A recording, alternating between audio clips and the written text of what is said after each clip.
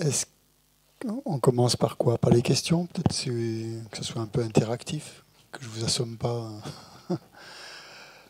Alors, si vous avez des points qui se sont élevés, des points de discussion résolus, non résolus, ou en passe de l'être, si vous avez des choses à dire, à partager, à raconter,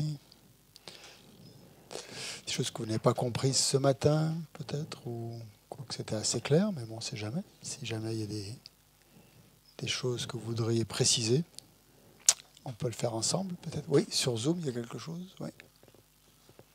Oui, Christian, dans Sven. les que Bonjour tu as... Sven. Bonjour Christian. Bonjour Sven. On a pas mal discuté dans notre groupe et C'est bien. on se demandait pour la question 5, peut-on dire que l'on ne rencontre que les difficultés que l'on est capable de supporter? Oui. On on n'a pas tous interprété le mot supporter de la même façon et on Ah. voulait savoir ce que toi tu avais dans la tête. Qu'est-ce que tu entendais par supporter? Supporter,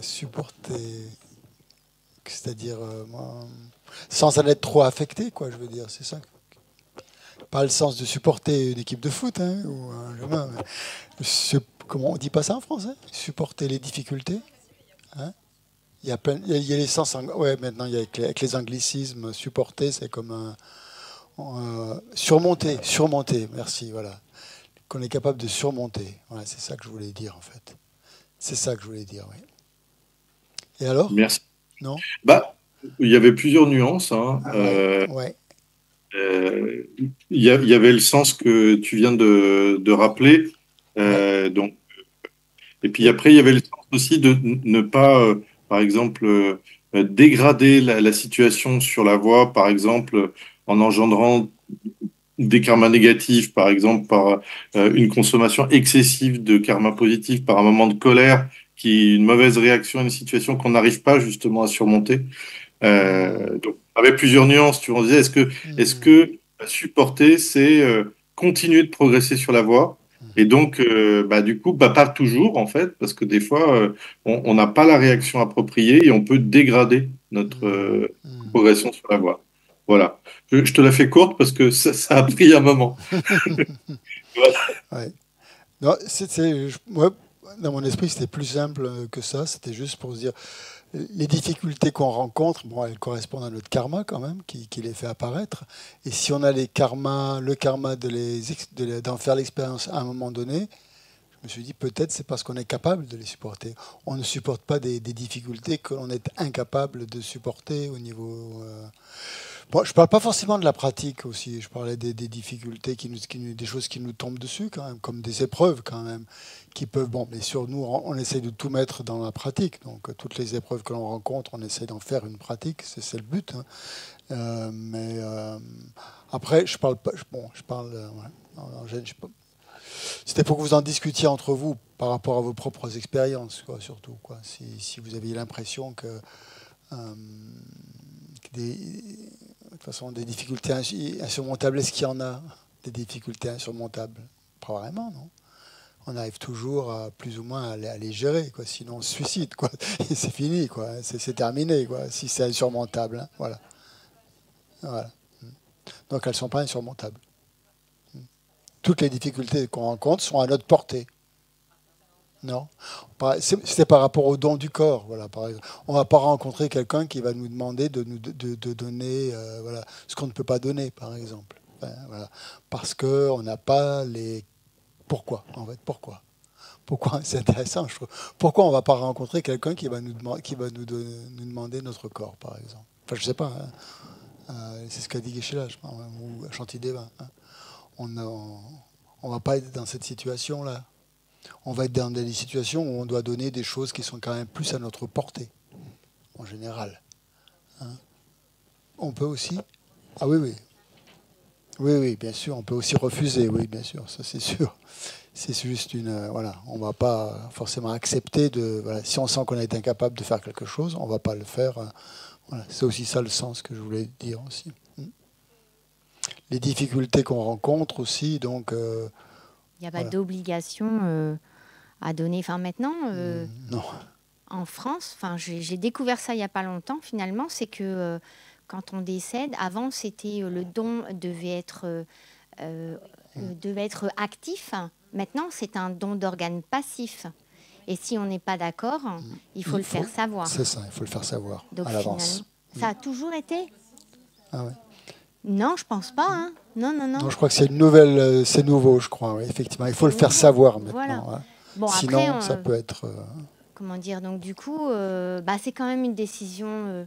Je pense qu'il faut se poser à un moment dans sa vie, si on est d'accord ou pas d'accord. Et du coup, on peut se retrouver dans des situations, mais là, si on est mort, du coup, on peut pas trop répondre.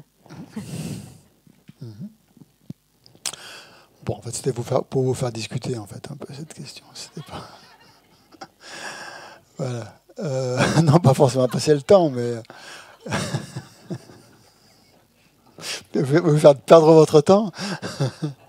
La notion de gaspiller sa précieuse renaissance humaine, alors comment ça se passe pour vous? Avant de rencontrer le Dharma, on n'y pensait pas à ça. Hein. On menait notre vie tranquille et tout. Et puis tout d'un coup, on rencontre le Dharma et on nous dit voilà, vous gaspillez votre vie. Ça peut quand même provoquer une certaine. Je sais pas, peut-être vous dire, mais enfin. Votre perception du temps par rapport à ça, parce que perdre son temps, ça veut dire quoi en fait? Ça veut dire ne pas pratiquer le Dharma, dans ce cas-là.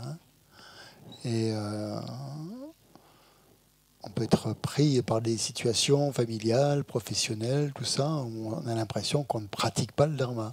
Et là, on risque de tomber dans un état de culpabilité, de se dire, mais voilà, je ne pratique pas le Dharma parce que ceci, voilà, j'ai ceci à faire, ceci, là, il faut que j'abandonne tout. Enfin, après, ça peut donner lieu à des considérations complètement extrêmes, extrémistes, quoi. Donc, ça ne veut pas dire qu'il faut tout abandonner, mais justement essayer d'avoir toujours cette conscience, cette vigilance, cette attention en fait à notre esprit et voir si notre esprit si ce qui se passe dans notre esprit est conforme au Dharma ou pas. C'est comme ça que je le raconte. Voilà.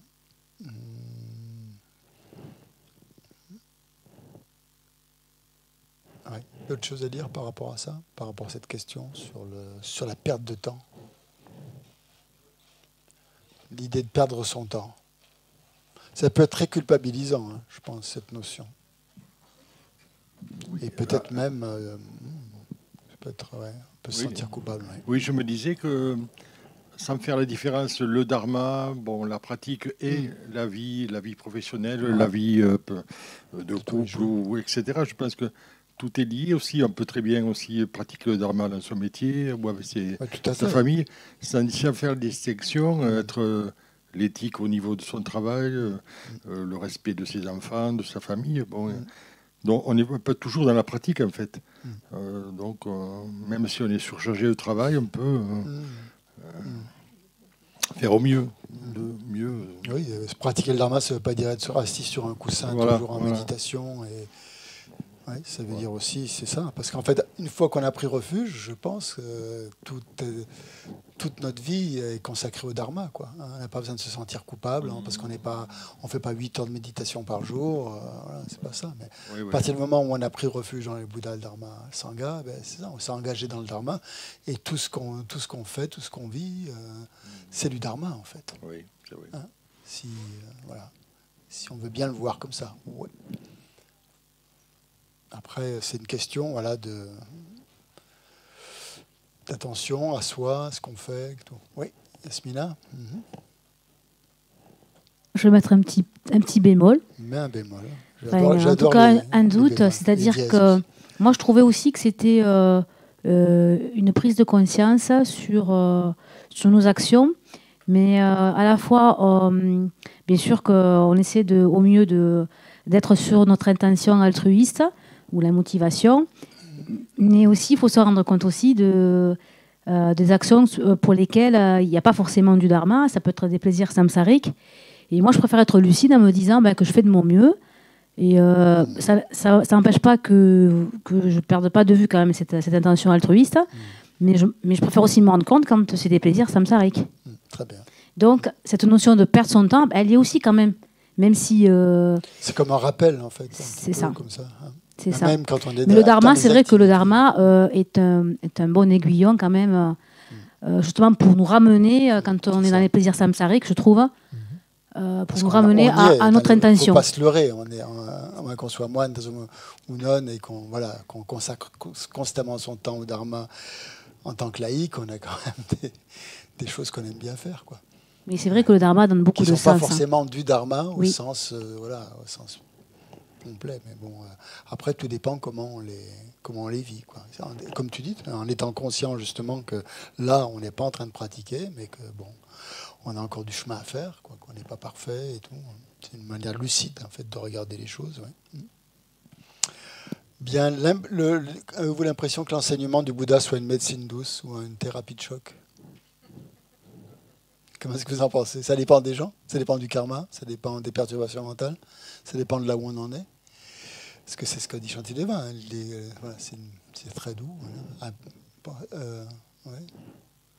Oui. Alors, comment vous le voyez, ça? Nous, dans notre groupe, en tout cas, on a parlé de médecine douce parce que dans les enseignements du Bouddha, déjà, il dit que la première personne concernée, quand même, c'est nous, donc se donner de l'amour et de l'autocompassion. Donc, en ce sens-là, déjà, à la base, c'est une médecine douce, déjà envers nous-mêmes, et on peut après le donner aux autres avec douceur et doux cœur. Et doux cœur. Pas mal. Doux cœur. Après, ce qui est plus difficile, c'est la discipline, c'est l'autodiscipline. Et là, il y a moins de douceur, peut-être. Non, c'est pas qu'il y a moins de douceur, mais c'est par rapport à l'effort. Enfin... Il faut pas non plus être trop doux avec soi-même, dans certains cas. Hein. Faut un peu l'aiguillon. Les pratiques de purification, c'est pas forcément de la douceur, hein, ça. Non, si on doit faire les prosternations, 100 000 prosternations, 100 000 offrandes de mandala, 100 000, tous les préliminaires. C'est pas forcément de la douceur, ça, hein, je sais pas, non?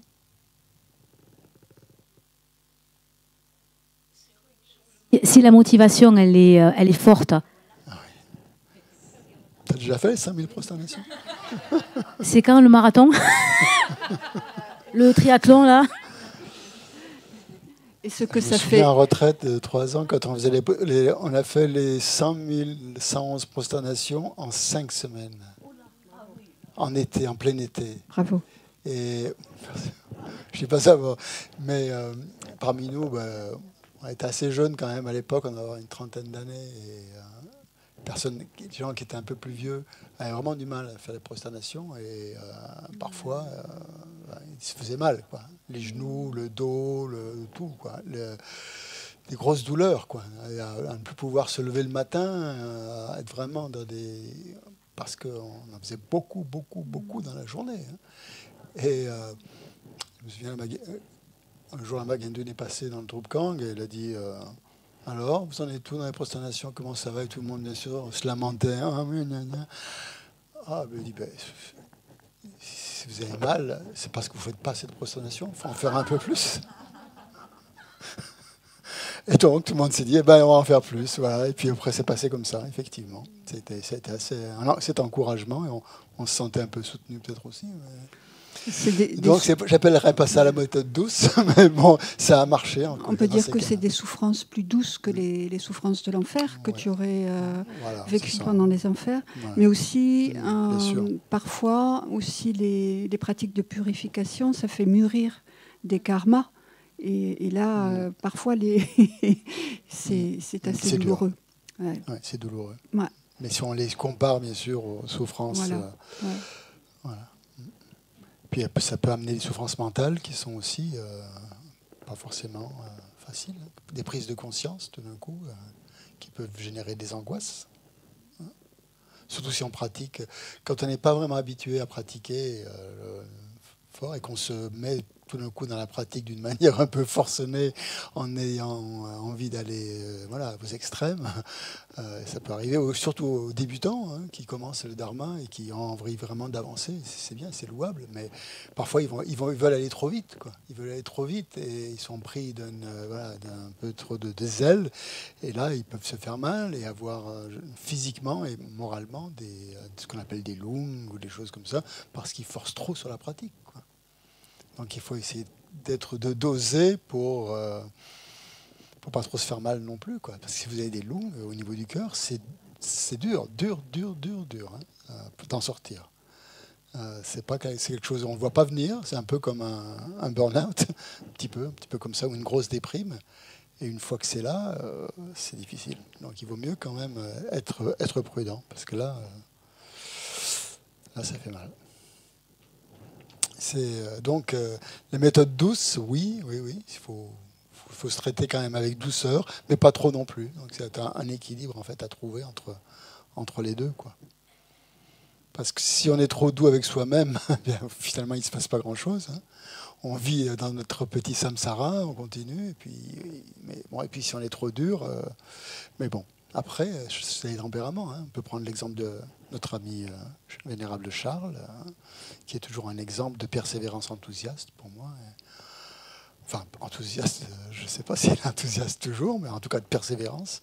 Et c'est assez remarquable, quoi. Mais bon, il est passé par des épreuves, je ne vous dis pas, hein, par les luants, mais si vous voulez. Et voilà, c'est un exemple aussi. Geshe-la, on parle souvent aussi de toutes les souffrances qu'il a éprouvées. Exactement, qu'il a dû endurer. Qu'il a enduré pendant des années et des années. Je ne sais pas si je peux en parler là, mais pourquoi pas. Avant d'être il est resté malade 1 an. Il n'a pas pu passer son examen de Geshe-la Rangpa parce qu'il était malade.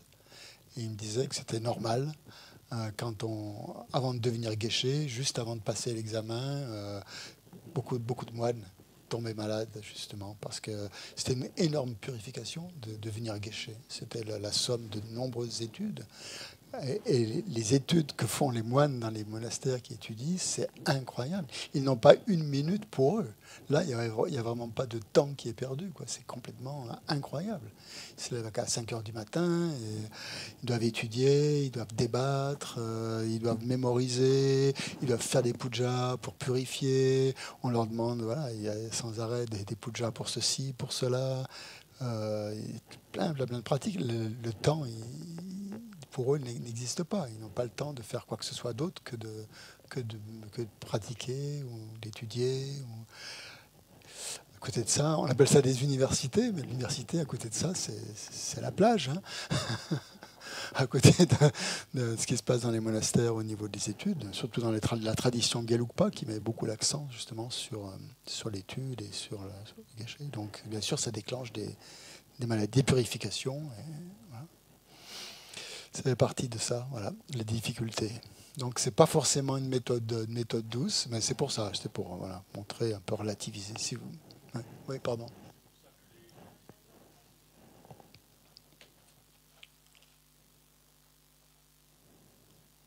Oui. Ce que tu dis sur l'entraînement, faire les études des Geshe, quand les grands Geshe sont venus du Tibet, donc en exil, oui.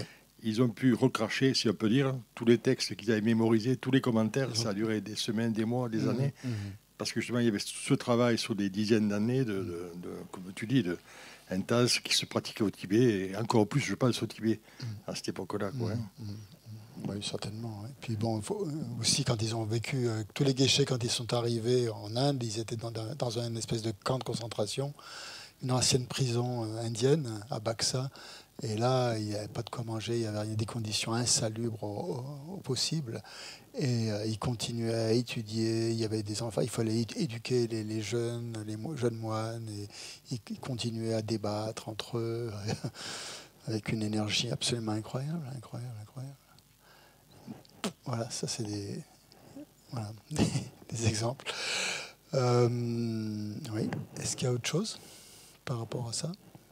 Donc ne vous découragez pas, hein. Pensez justement à tout ce que doivent endurer les gens qui veulent vraiment pratiquer. Voilà.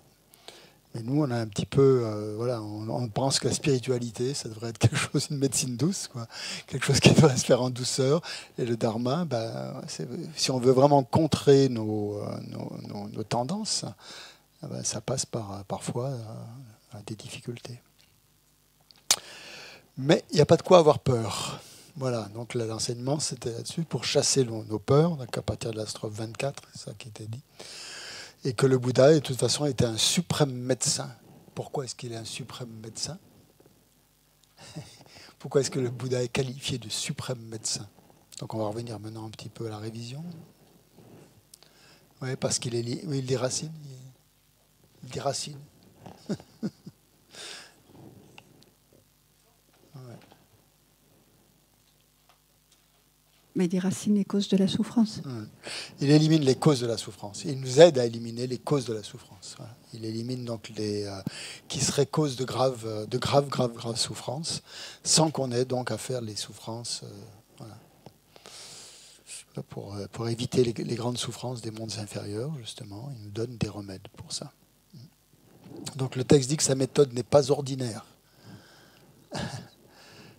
parce qu'elle nous fait atteindre justement un résultat qui est extraordinaire, c'est-à-dire la fin des perturbations mentales, et donc la fin de la souffrance, le bonheur définitif, en suivant donc la voie.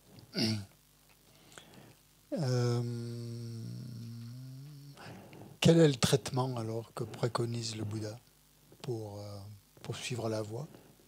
C'est toujours pareil, hein, c'est bien. Hein, on n'est pas là, pas encore. Non, pas dans la.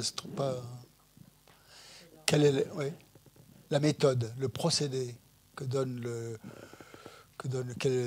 la thérapie du Bouddha? Qu'est-ce qu'il nous donne comme procédé? Ouais. L'écoute, non? L'écoute ou l'étude, la réflexion et la méditation. Voilà. Dans l'ordre. Dans l'ordre, l'écoute ou l'étude, étudier, réfléchir, méditer. Étudier pour avoir les connaissances, réfléchir pourquoi? Réfléchir jusqu'où est-ce qu'on doit réfléchir? Certitude. Jusqu'à la certitude. C'est quoi la certitude? Inébranlable. Inébranlable, plus de doute. Voilà. Et c'est ça, c'est ce à quoi servent les débats dans les monastères, justement. Donc ils étudient, ils écoutent leur professeur qui leur fait un cours sur... Mais après, ils n'en restent pas là. Ils ont ce deuxième temps donc où ils réfléchissent. Et quand on réfléchit, on ne sait pas si on est juste ou pas. Hein. On peut réfléchir et puis se tromper ou rester un peu en surface. Et donc, les bienfaits du débat, c'était qu'ils débattent jusqu'à avoir intégré complètement cette certitude. Et ils le font ensemble, parce que quand on réfléchit tout seul dans son petit coin, dans sa chambre, on se fait plaisir quelque part. Hein. On développe une belle méditation analytique, c'est chouette, mais vous ne savez pas si vous n'êtes pas en train de vous raconter des belles histoires. Et là, justement, le débat a pour but de contrer toutes vos conceptions erronées, en fait, dans l'étude, ce que vous auriez mal compris. Et donc ça demande bien sûr qu'on mémorise donc, tous les textes, les différentes divisions, voilà, et puis qu'on joue avec ça comme une joute pour essayer de bien voir là où il y aurait des failles. Et ils débattent, tant que c'est pas acquis, tant que c'est pas compris, ils débattent pendant des heures et des heures. Donc ça peut être... Vous savez, quand vous assistez à des débats, ça a l'air rigolo comme ça, parce qu'on les voit en train de se taper dans les mains, de faire en sorte... ils vont très très vite, justement, pour ne pas laisser à l'esprit le temps de faire des petits détours, hein, d'aller se promener à droite à gauche, mais que vraiment, on répond tout de suite. Et là, bien sûr, quand vous donnez une mauvaise réponse, là, tout le monde se moque de vous. Là. Donc il y a l'ego qui monte, évidemment, hein, il y a les... quand on sent qu'on a dit... qu'on ne sait pas quoi dire, qu'on reste comme ça complètement muet parce que dans notre esprit ça va pas assez vite, ou les catégories, on n'a pas bien compris, donc la catégorie elle est pas claire, quoi. Et là on est complètement interdit, on ne sait plus quoi dire. Et c'est bon, il faudrait que Geshe-la vous en parle de ça. Mais c'est un processus donc qui permet donc d'acquérir une certitude dans l'enseignement. Si on n'a pas la chance de pouvoir, comme nous, hein, on n'a malheureusement pas cette chance de pouvoir faire le débat, et donc il faut se servir des raisonnements. Et c'est pour ça que Geshe-la, chaque fois, il nous fait cette motivation sur la précieuse renaissance humaine, sur la mort, sur l'impermanence, inlassablement, pour que justement on arrive petit à petit à avoir cette certitude. Et voilà. Que dire d'autre? Réfléchir. Et deuxième, méditer. On ne peut pas méditer, dans la tradition tibétaine, comme ça, on ne peut pas méditer, ou Gelugpa plutôt, on va dire. On ne peut pas méditer si on n'est pas arrivé à la certitude. Donc la méditation commence quand on a cette certitude.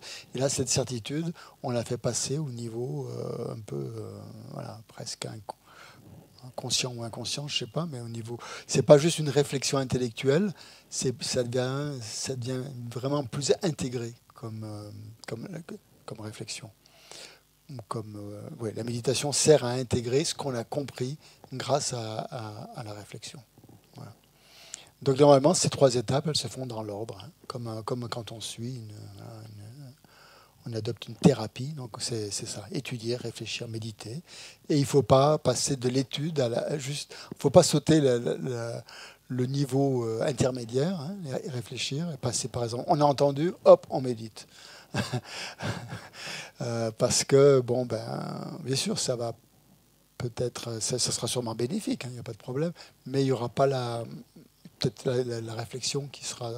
Il n'y aura pas une réflexion suffisante. Donc la méditation va pas vraiment porter... va pas vraiment être efficace. C'est comme si on coupait...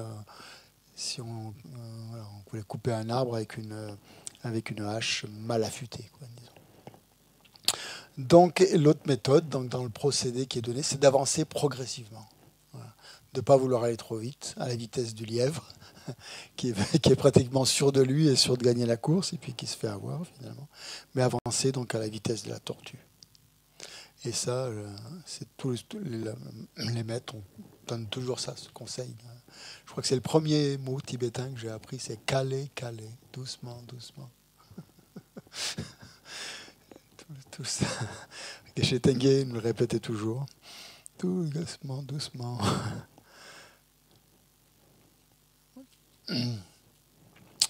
Donc le Bouddha a interdit aux moines de faire don de leur corps tant qu'ils appréhendaient ce don, c'était la strophe 25, ça, comme quelque chose de difficile.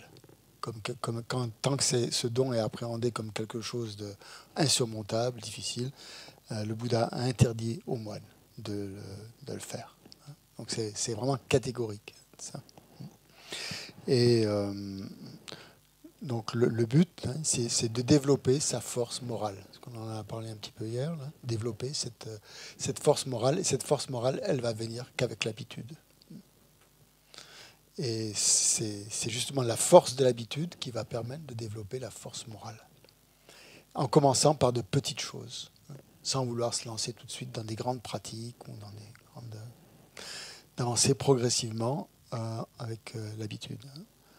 Si on n'a pas l'habitude de méditer, on va se dire il faut que je me lève à 4 heures du matin tous les jours pour méditer. Puis on va faire ça pendant un moment, puis on va être tellement fatigué qu'on ne pourra pas continuer. Donc il vaut mieux y aller très progressivement pour que l'habitude se mette en place petit à petit. Ouais. Qu'est-ce qu'il y avait d'autre à dire dans le... Ouais. Pardon, oui. Christian, est-ce que tu pourrais préciser, tu sais, quand tu as parlé du processus, là, écouter, réfléchir, méditer, le lien avec la méditation analytique, parce que moi, il me semblait que dans la méditation analytique, qu'on réfléchissait, et après que ça pouvait nous amener donc, à un ressenti, à une certitude, sur lequel après on se plaçait. Oui. Il faut quand même avoir réfléchi un petit peu avant de faire une méditation analytique pour bien comprendre le déroulement de la méditation analytique. Pour déjà d'avoir étudié, d'avoir entendu ça, et puis de réfléchir un petit peu à ces différents points. Et la méditation analytique va confirmer, va donner une certitude sur ces différents points. Donc quand on fait cette méditation analytique, d'abord on regarde le plan d'ensemble, et puis après on met petit à petit les différentes rubriques, les sous-rubriques éventuellement, et puis on rentre de plus en plus dans les détails. Et là, il faut déjà que ça soit bien clair, ça, dans l'esprit. Donc ça sera ça, un peu réfléchir, si tu veux, que ce soit bien clair. Et après méditer pour que ça soit plus intégré, dans le lamrim, par exemple. Et parallèlement, méditer, ça voudra dire aussi développer aussi le calme mental, quoi. Développer qui va alterner le calme mental et la méditation analytique pour que ça fasse un tout. Hein. Oui, par rapport donc là, en fait, dans ce chapitre, on reparle de la générosité un petit peu. Vous avez remarqué, hein, ça, on revient un petit peu là-dessus. On est dans la perfection de la persévérance, mais donc la persévérance vient cette idée donc justement de la pratique de la générosité et pour nous apprendre à le faire progressivement, hein, aussi, et à apprendre à donner des choses. Ce qui est important, des petites choses. Ce qui est important, c'est de ne pas éprouver de sentiment de perte. Je crois que c'est ça qui a été mis en évidence. Quand on donne quelque chose, si on donne quelque chose qui a trop de valeur pour nous, en se disant oh, je suis un bodhisattva, il faut que je donne cette chose-là, on va avoir un sentiment d'avoir perdu quelque chose. Vous avez quelque chose que vous aimez beaucoup, mais vous dites voilà, il faut que je pratique ça, alors que vous n'avez pas la force mentale de le pratiquer, mais vous voulez quand même le faire. Et ça risque de déclencher un sentiment de perte et de regret, quoi. De regretter avoir fait un acte vertueux, quoi. Et donc, il vaut mieux commencer par offrir des bols d'eau, peut-être. Non. Mais l'eau, c'est très précieux. Hein. Il ne faut pas penser que c'est juste... sans eau, il n'y a pas de vie. Donc, commencer par des choses comme ça, et puis après, voir jusqu'où vous pouvez aller, quoi. Et ne pas donner des choses qu'on ne peut pas donner. Ce n'est pas simplement le corps, même ça peut être des choses qui sont moins importantes, hein, moins précieuses, mais qui sont quand même précieuses pour nous.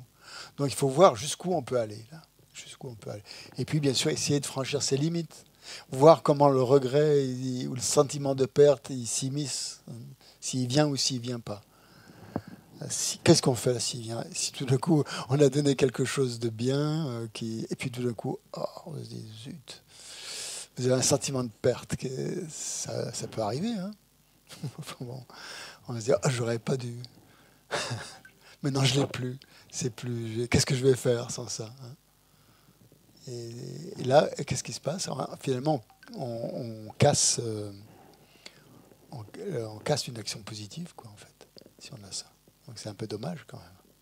Parce que la générosité, bien, voilà, on l'a pratiquée, mais on ne l'a pas vraiment pratiquée en étant conscient de ses capacités. Et donc, il y a c'est contre-productif, puisqu'on a le regret. Et le regret, c'est regretter une action positive, ça devient négatif, quoi. Regretter une action négative, ça devient c'est positif. Mais regretter une action positive, donc ça devient négatif. Donc c'est important, hein, ça vraiment d'apprendre à donner quelque chose jusqu'à un point où on n'a pas de sentiment de perte. Ça peut être des petites choses, hein, offrir un livre à quelqu'un et se dire oh non, maintenant j'aurais bien aimé lire ce livre, je ne l'ai plus. Ça c'est du vécu. Ouais, alors j'en suis loin, hein, d'offrir mon corps. Hein.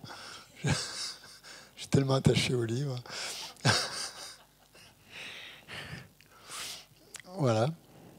Donc, ce qui est conseillé de faire, c'est de voir aussi, nous dit l'enseignement, de voir les bienfaits de la générosité et les méfaits de l'avarice. Ça, c'est important. C'est ça qui va nous aider justement à ne pas avoir ce sentiment de perte.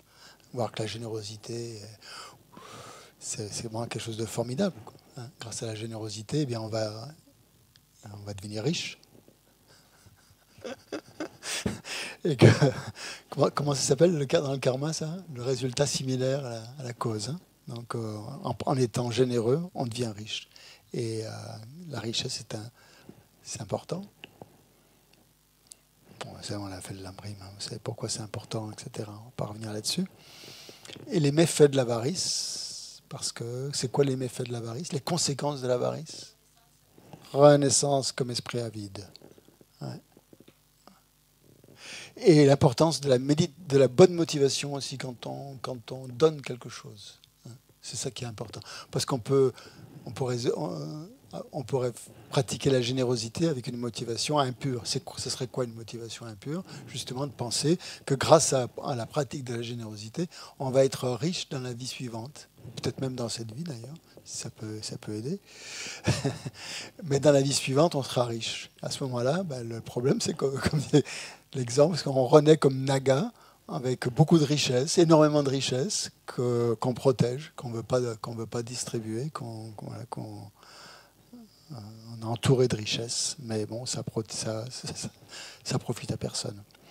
Donc la motivation qu'on doit avoir quand on pratique la générosité, c'est la motivation toujours de bodhicitta, hein, que ce soit par cette générosité qu'on soit riche, mais que ça soit utile aux autres.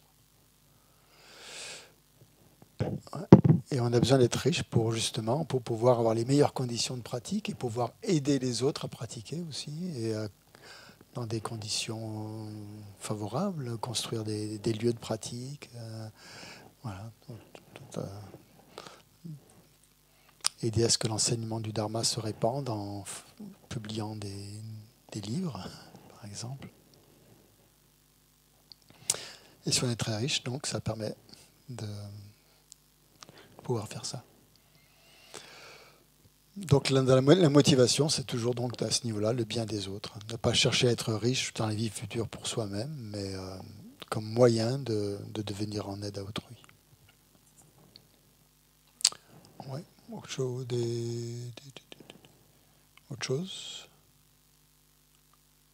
Le bodhisattva qui a renoncé aux méfaits des 3 portes et qui a développé la bodhicitta ne ressent plus de souffrance physique. C'est clair, ça? Un bodhisattva qui a renoncé aux méfaits des 3 portes et qui a développé bodhicitta ne ressent plus de souffrance physique. Pourquoi?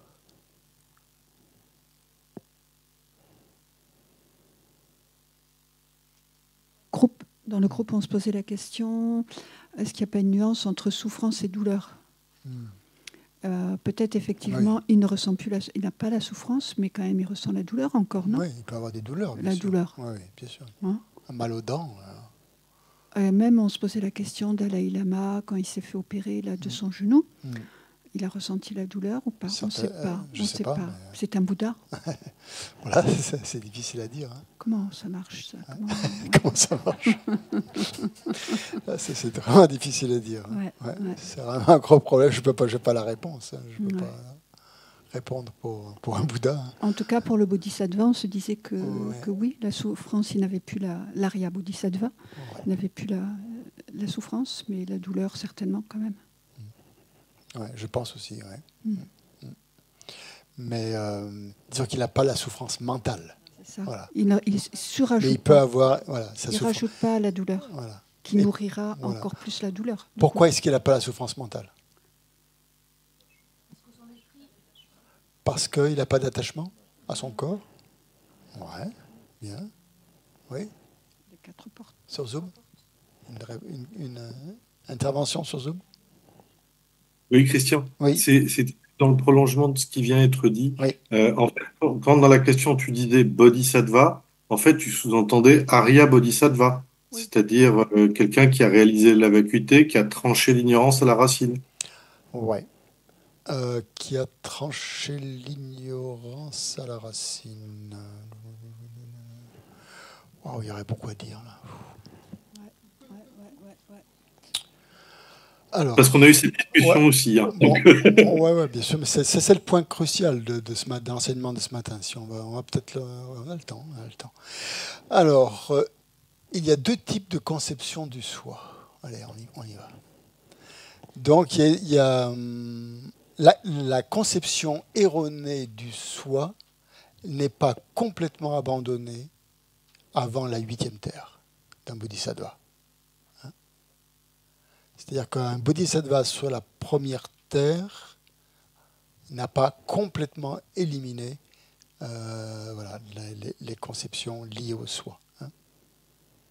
Bon, la 8e terre, à partir de la 8e terre, c'est ce qu'on appelle les trois terres pures. Hein. Jusqu'à la 8e terre, ce qu'on appelle les terres impures. Et à partir de la 8e terre, c'est-à-dire 8, 9, 10, c'est les trois terres pures. Donc il y a 2 types de conceptions erronées du soi qui peuvent se manifester. Il y a une conception innée du soi et il y a une conception intellectuellement acquise du soi. Donc celle qui est intellectuellement acquise, elle est abandonnée au niveau de la voie de la vision.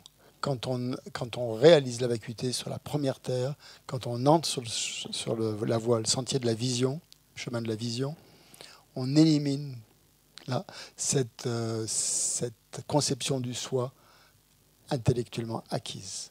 Mais la conception innée du soi est encore présente. Elle se manifeste jusqu'à la 8e terre. Donc de quel bodhisattva est-ce qu'on parle ici? C'est difficile à dire. Vraiment difficile à dire. On pourrait penser que jusqu'à la strophe 27, il s'agit d'un bodhisattva ordinaire. C'est-à-dire un bodhisattva qui n'est pas encore arrivé sur la voie de la vision. Et qu'à partir de la strophe 27, c'est un bodhisattva arya, c'est-à-dire qui a réalisé directement la vacuité. La vacuité.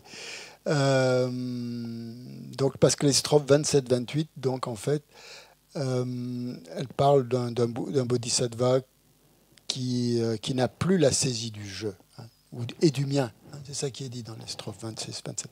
Il n'y a plus la saisie du jeu et du mien. Donc, du corps, forcément, un jeu, et le mien, ce corps comme appartenant à un jeu. Hein. Ici, il a éliminé ça, et voilà. Alors, donc ça ne veut pas forcément dire nécessairement quelqu'un qui est sur les terres plus élevées. On ne sait pas. En fait, c'est un bodhisattva dont l'esprit ne nourrit plus les causes de la souffrance. Voilà. Donc, où est-ce qu'il est exactement? Je pense que c'est assez difficile à dire. On va dire que c'est un arya, hein, bon, pour simplifier. Mais j'ai vu un commentaire de Geshe Jampel à Nalanda où il n'est pas si catégorique que ça. Il ne dit pas que c'est forcément un arya. Il dit que ça ne fait pas nécessairement référence à quelqu'un qui est sur les voies des aryas. Voilà. Parce qu'en fait, lui dit, c'est intéressant, il dit qu'en fait, ça peut être un bodhisattva qui n'est pas encore arya, mais où la joie qui est dans son esprit, il a une bodhicitta tellement forte que cette bodhicitta lui donne plus de joie il a tellement de joie que ça lui fait oublier toute forme de souffrance. Qu'il ne se focalise pas sur la souffrance, parce que la joie qu'il ressent de venir en aide à quelqu'un, elle est très forte, ça lui fait oublier toute forme de souffrance. Donc mentalement, il n'y a plus de souffrance. Ça éclipse. La joie qu'il ressent sur la voie, il peut être sur la voie sur le sentier d'accumulation ou le sentier de préparation. Il n'est pas encore un arya, mais comme il a... Vous savez que pour entrer sur la voie de l'accumulation, il faut être un bodhisattva, avoir une bodhicitta non artificielle. Hein. Donc c'est un bodhisattva. Il n'a pas encore réalisé la vacuité, mais il a une bodhicitta non artificielle. Spontanée, c'est ça, spontanée, non artificielle. Il la crée pas comme nous. Elle se manifeste spontanément.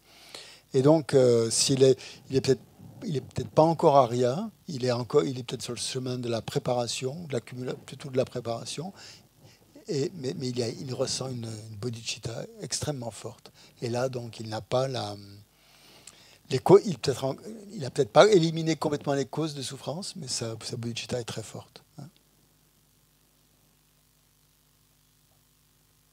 Voilà. Bon, pour répondre un peu à cette question...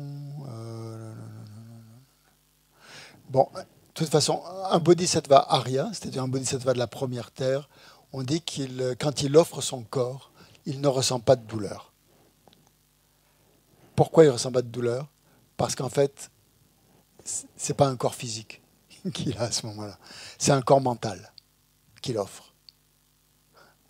C'est ce qui est dit aussi dans un commentaire que j'ai trouvé. Il n'offre pas un corps physique. Même s'il n'est pas attaché, comme on disait tout à l'heure, à un corps physique, et c'est un corps mental. Voilà. Donc il n'a ni souffrance, il n'y a pas de souffrance physique et pas de souffrance mentale. Parce que il a abandonné les causes des souffrances, c'est-à-dire les actions négatives et les conceptions erronées, ou il est en tout cas sur la voie d'avoir abandonné les conceptions erronées. Ouais, à partir de la 8e terre. Donc vous voyez pourquoi ce n'est pas autorisé pour nous de donner notre corps. C'est sûr. Hein. Si vous arrivez à donner un corps mental, voilà, c'est bien. C'est bon. Donc voilà. Parce que sinon, pour nous, donner notre corps, ça ne ferait qu'ajouter une souffrance de plus, quoi, en fait. Il y a des souffrances, on en a assez comme ça. Hein. C'est pas la peine de s'en rajouter. Okay. Voilà. Est-ce qu'il y a d'autres questions par rapport à ça?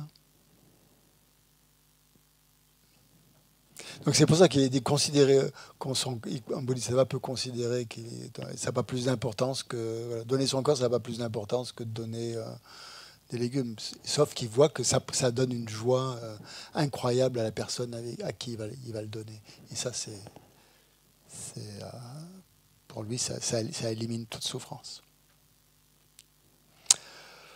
Bien, j'ai pas d'autre chose à dire par rapport à ça, par rapport à... Vous avez d'autres choses? Ah oui, dans l'entrée au milieu, ouais, j'avais prévu ça, j'avais prévu de vous dire ça. Donc je suis allé voir, parce que le commentaire cite l'entrée au milieu, hein, que on ne fait plus... pourquoi c'est plus de dichotomie entre soi et les autres. Dans l'entrée au milieu, c'est le Chandrakirti qui expose justement son admiration pour la bodhicitta. Et en fait, il dit « Je m'incline devant cette compassion pour les êtres impuissants et pareils dans leur course à un seau dans un puits. Ils adhèrent initialement à un moi, disant « je », puis produisant l'attachement aux essences, à l'essence véritable, ils proclament « ceci est mien ».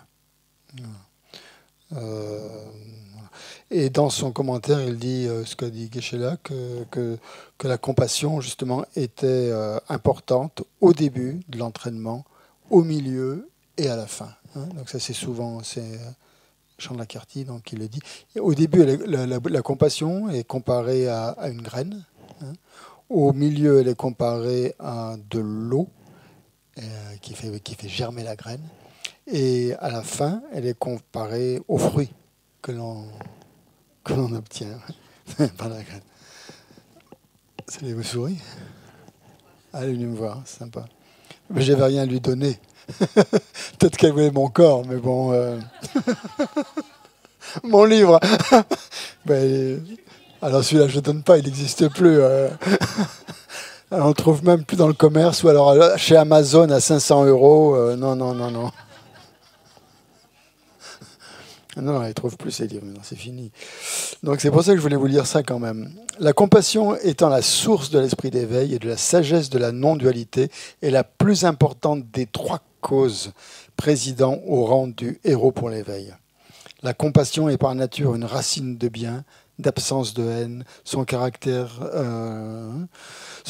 distinctif étant le désir de protéger les êtres de la souffrance. De grande importance au début de l'entraînement, en vue de l'excellente moisson d'un vainqueur, elle est semblable à une graine, incitant le disciple à l'exercice des perfections, c'est-à-dire la graine, donc justement, qui va nous donner l'envie de pratiquer les 6 perfections.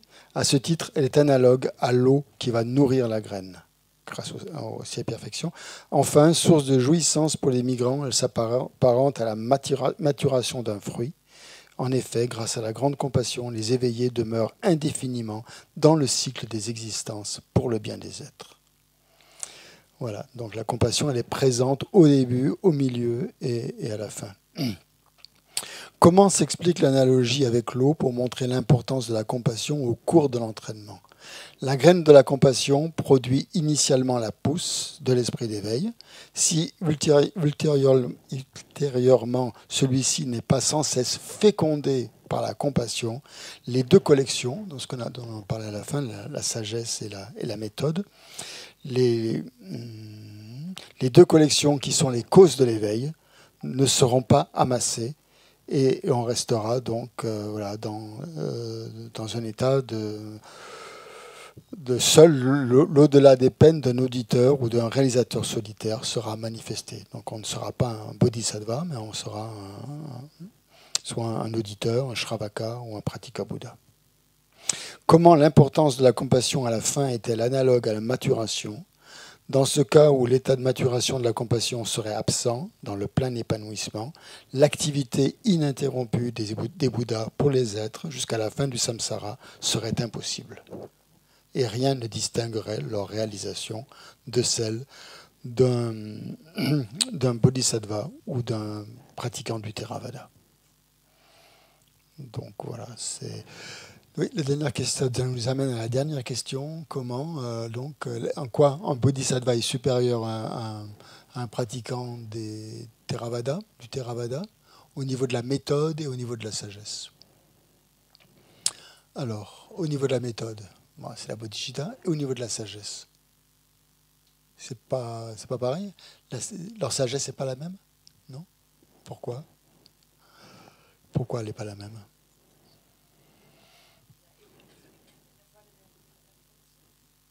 Le bodhisattva, il a éliminé complètement. Ça dépend de quel bodhisattva on parle. Si bien sûr, un Bouddha a éliminé toutes les graines, les deux voiles. Mais sa sagesse n'est pas la même. Au niveau de sa compassion, bien sûr, au niveau de son accumulation de mérite n'est pas la même et son accumulation de sagesse non plus. Ouais. Il disait que le bodhisattva, il faisait des allers-retours, lui, entre la sagesse et la méthode, c'est-à-dire entre la réalité relative et ultime, pour pouvoir toujours être dans la compassion, pour pouvoir toujours venir en aide aux êtres. Il faisait des allers-retours. C'est-à-dire, de temps en temps, il oubliait sa sagesse et il était Non, c'est pas qu'il oublie sa sagesse, mais il se sert aussi, il se sert des deux, c'est les vases communicants, quoi. Parce que le moteur, quand même, c'est venir en aide aux êtres. Donc, ici, dans quel monde, il comprend les deux réalités, je pense. Tu parles d'un Bouddha ou d'un bodhisattva? Non, d'un bodhisattva. Bon, peut-être que là, c'est la 8e terre, ou je sais pas. C'est ça aussi, ça dépend de quel niveau aussi, on parle. Ouais. Moi, ce que j'y voyais, c'est que disons il perd pas son axe. Qui a réalisé la vacuité, on va dire. Alors, à ce moment-là, ce qui est sur la première terre. Voilà. Ouais. Donc, il est capable de voir, tu disais, la vérité relative. La vérité relative lui apparaît, et sa compassion, justement parce qu'il voit que les êtres souffrent, il va attiser sa... Ouais. La sagesse, comment elle intervient? Parce qu'il voit que les êtres ils souffrent parce qu'ils n'ont pas réalisé la vacuité. Et donc à partir de... Voilà, c'est lui qui a réalisé la vacuité, il voudrait venir en aide aux êtres qui ne l'ont pas réalisé. Parce qu'il voit que toutes les causes de la souffrance viennent de la saisie du jeu et de la saisie du mien. Donc il veut les en délivrer. Et voilà. Donc sa sagesse renforce sa bodhicitta. Voilà, c'est ça. Elle donne plus de force à sa bodhicitta par rapport à un shravaka. Les souris sont devenues sans gêne. Ouais. Et Vénérable Chantal, pendant la pratique de Shiné, m'a dit qu'elle avait mis une petite pastille ici sur son... Et c'était tellement silencieux dans la gompa, il n'y a aucun bruit, donc les souris pensaient qu'elles étaient chez elles, tranquilles. Elle est venue sur la table, elle lui a volé sa pastille.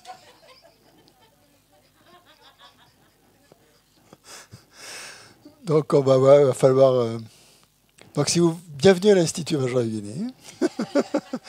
On a plein d'amis là, qui écoutent, qui viennent apprendre le Dharma. Voilà. Il n'y a pas que des gens sur Zoom. Il y a plein de gens en présentiel. Voilà.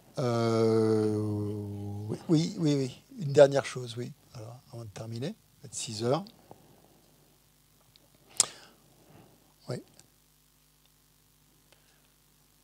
Donc, je veux juste terminer en disant que la supériorité du Bodhisattva provient justement de leur puissance mentale que procure la bodhicitta et aussi la sagesse qui a réalisé la vacuité.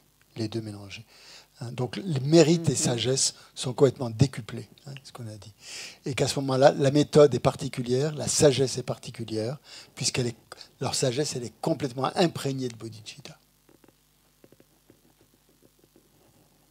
Une sagesse imprégnée de bodhicitta, ce n'est pas la même chose qu'une sagesse qui n'est pas imprégnée de bodhicitta, apparemment. Un bodhisattva qui est en état méditatif sur la vacuité. Il ne peut pas en même temps être son esprit sur la méthode. Il ne peut pas avoir les deux en même temps. Non. Quand on médite sur la vacuité. Ça dépend ce qui. Quand on médite sur la vacuité, quand même. Enfin, je ne sais pas, c'est une question. Est-ce que dans son esprit, il peut y avoir... Ça, c'est une bonne question. Je pense que dans un esprit, moi, ce que j'ai toujours compris, c'est qu'un esprit, il ne pouvait pas être à deux choses en même temps. Donc là, on est en train de dire que... S'il médite sur la bodhicitta... S'il médite sur la bodhicitta, il ne peut pas méditer en même temps sur la sagesse. S'il médite sur la bodhicitta, il n'est pas en méditation égale sur la vacuité. Sur la vacuité. Ça, c'est sûr. Voilà. S'il médite en méditation égale sur la vacuité, il n'est pas en méditation égale. Il n'est pas en train de méditer sur la bodhicitta. Voilà. C'est soit l'un, soit l'autre. Soit l'un, soit l'autre, jusqu'à un certain niveau. Il n'y a que dans les tantras où les deux sont unis. C'est ça qui fait la différence entre les sutras et les tantras. Voilà. De la pratique de la compassion et de la sagesse dans les sutras, il y en a une qui soutient l'autre. Elles se soutiennent mutuellement. C'est un peu ce qui est dit ici. La sagesse va soutenir la bodhicitta va soutenir... Il va y avoir un mouvement alternatif. C'est ce que disait Yasmina tout à l'heure en disant le va-et-vient, c'est ça en fait. Parce qu'un esprit ne peut pas Les deux vont se soutenir. Ça va être consécutif, ça va se soutenir mutuellement. Il n'y a que dans les tantras où les deux sont complètement unis. Voilà. On va terminer là-dessus. Oui, vas-y, pardon, excuse-moi. Oui, la question. On demande au Bouddha de ne pas passer en parinirvana, mais en même temps, il nous a dit que si j'ai bien compris, que les Bouddhas sont toujours là, prêts à nous aider, à nous enseigner. Et ils ne sont pas en parinirvana pour faire ça. Après, un Bouddha peut se manifester de plein de façons. Donc, pourquoi on leur demande de ne pas passer en parinirvana? Parce qu'on est attaché quand même à la forme physique d'un être, d'un maître, et on lui demande d'être là, d'être présent avec nous, parce qu'on pense que s'il n'est plus là, si on ne le voit pas physiquement, eh bien, il disparaît, et il n'est plus là. En fait, si c'est un Bouddha, il est tout le temps là. Mais nous, avec notre perception, disons, ordinaire, on a besoin de ce support d'une présence physique pour faire des pratiques, pour faire des offrandes, pour accumuler du mérite. C'est plus facile si on ne pense pas tout le temps que les Bouddhas sont tout le temps là, avec nous. Si le maître est là, pensant que c'est la manifestation des Bouddhas, on lui demande de ne pas partir en parinirvana pour rester avec les disciples. C'est partie de la prière en 7 branches. Il y a d'autres choses sur Zoom? Vous aviez une question peut-être à poser ou quelque chose à dire? Non? Avant de terminer? Non? Pas de questions? Non, très bien. Non, je ne pense pas. Okay. Maitreya, ouais. J'ai bien aimé la dernière citation de Maitreya dans l'ornement des réalisations manifestes, je crois, où il dit « La sagesse fait que le bodhisattva ne reste pas dans le samsara, et la compassion fait que le bodhisattva ne reste pas dans le nirvana. » C'est simple. Hein. Donc, méthode, quand la sagesse est imprégnée de bodhicitta, quand la sagesse est imprégnée de bodhicitta, la bouddhéité est proche. La sagesse fait que le bodhisattva ne reste pas dans le samsara. D'accord, hein? C'est clair? Il ne reste pas dans le samsara, puisqu'il a la sagesse. Et la compassion fait que le bodhisattva ne reste pas dans le nirvana, puisqu'il revient pour les êtres. Il ne reste pas, comme disait, hein, dans le parinirvana. Et donc, quand la sagesse est imprégnée de bodhicitta, la bouddhéité est proche.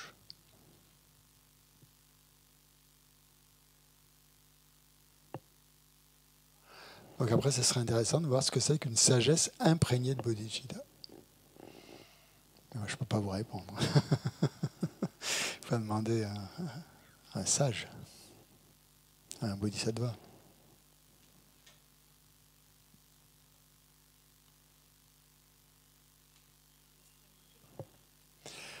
Quand la sagesse est imprégnée de bodhicitta, la bouddhéité est proche. Si la sagesse n'est pas imprégnée de bodhicitta, finalement, c'est la libération peut-être. Vous allez atteindre la libération, atteindre le nirvana, hein, le nirvana d'un arat. Mais comme il n'y a pas de compassion, eh bien vous allez rester dans le nirvana. Vous n'allez pas revenir pour les êtres dans le samsara. Donc c'est pour ça. La bouddhéité ne sera pas proche. Vous vous éloignez finalement de la bouddhéité parce que vous restez dans ce qu'on appelle la paix d'un état paisible du nirvana. Parce que justement, la sagesse que vous avez n'est pas imprégnée de bodhicitta. Voilà. Peut-être, je me dis, par la force de l'habitude de méditer sur la sagesse, finalement, l'esprit, il reste imprégné toujours de cette sagesse. Ou vice-versa, plutôt l'inverse. Ouais. Plutôt l'inverse. Ouais. Par la force de l'habitude de méditer. Méditer sur bodhicitta. Sur bodhicitta.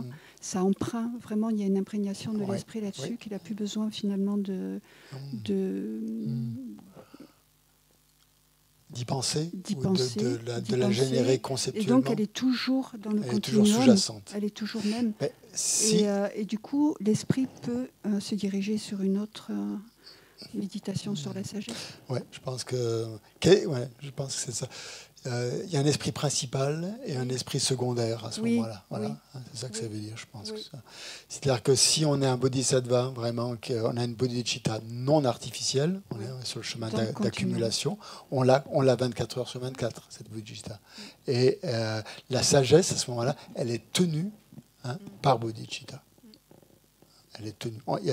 Donc l'esprit peut-être principal, ce sera la bodhicitta, je pense. Et par-dessus, en esprit secondaire, il y aura un esprit qui est soutenu par la sagesse.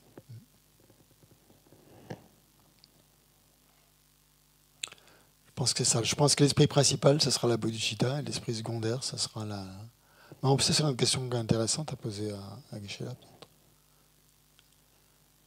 Est-ce que la sagesse est à ce moment-là un esprit principal, ou est-ce que c'est la bodhicitta qui est un esprit principal sur laquelle vient se greffer la sagesse, ou si c'est l'inverse? Fusion totale, il y a forcément un esprit qui est premier par rapport à l'autre, qui est plus fort, qui est plus fort. Ouais. Je crois qu'il y a un esprit qui est plus fort que l'autre. Donc, voilà. Il n'y a que les geishés qui peuvent répondre à ces questions. Moi, je ne suis pas geisché, je ne suis pas bodhisattva. Alors. Bon, on se revoit tout à l'heure à 20h pour faire la pratique de Vajrasattva et on fera donc à ce moment-là les dédicaces de la journée. Merci beaucoup et voilà, tout à l'heure.